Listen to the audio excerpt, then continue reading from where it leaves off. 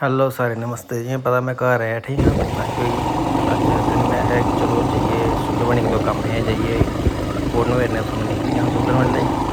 Bike का एक दो कम आया फुट रस्ता टुटिया वो क्यों पाना फिर वो गया दुकान पर गया पहले ये आखन लगे ना जी ये नैट टुटे हुए ना जाइए पहले वो जाइए नैट कढ़ाई लियो। फिर 10 मिनट इंदे कोल खड़ता क्योंकि मुड़ा वाकफ है अपना तो फिर वो बाद ये देखो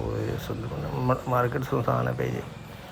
फिर उसके बाद मैं इत्थों निकलिया तो ये बाद अस आए ठीक बुन दुकान आह्ले कोल जिन्हें नैट कड्ढने हे हूँ ये बचारा पता नहीं